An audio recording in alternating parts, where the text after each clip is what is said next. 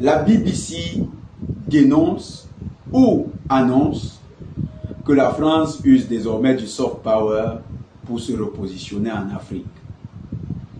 La débandade au sein de l'OTAN est amusante. Les États-Unis qui de plus en plus diminuent le rôle de certaines puissances de l'OTAN, les Britanniques qui sont désormais en guerre économique avec leurs grands partenaires états-uniens, les Français, les Européens, les Allemands qui pleurnichent face à l'abandon des États-Unis, on se pose des questions: que devient l'Occident? Les Britanniques, eux, ne le cachent plus. Ils rient de la débandade française.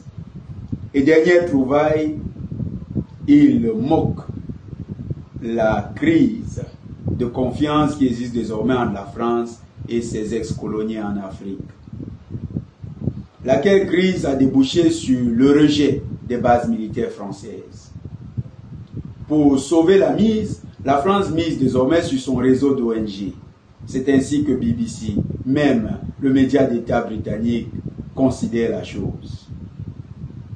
Il faut noter que d'après un rapport du Quai d'Orsay, 10 pays africains sont en ligne de mire. Prioritairement des pays où la France est en recul et qui font l'objet d'un suivi particulier à cause de la période électorale qui s'annonce dense d'ici la fin d'année 2025. Parmi ces pays, vous avez le Cameroun, où il y aura une élection présidentielle en fin d'année, le Centrafrique également. Pour Paris, il faudra utiliser son réseau de soft power pour influencer ces élections, soutenir certains candidats, surtout ceux qui ont déjà fait allégeance à l'impérialisme français en coulisses. Il faudra donc être très attentif. Ces réseaux d'ONG, surtout de médias, qui vont mettre en avant certains opposants ou bien certains acteurs politiques, sont dans le projet de ce soft power. Vous avez également l'Agence française de développement avec le projet DEFI qui veut gagner les cœurs des populations en impulsant un ensemble d'actions dans les grandes villes, les métropoles africaines. Les populations doivent regarder avec beaucoup de méfiance ce retour de la France. Car s'il se fait comme l'arrivée d'un agneau, cache une attitude de loup. Ce qui est en ligne de mire, c'est les ressources naturelles stratégiques de ces pays.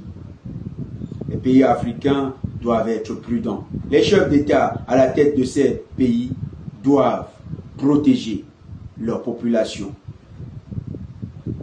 Il faut que la barrière populaire se constitue, mais cette barrière populaire doit être renforcée également par l'appui des États. La lutte contre l'impérialisme continue. Les Africains qui crient victoire doivent se ressaisir.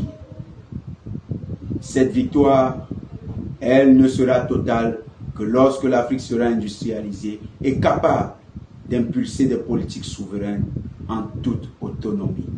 Pour l'instant, le vent de libération est encore en marche et il faut le protéger, le préserver tout en l'activant encore de toutes nos forces.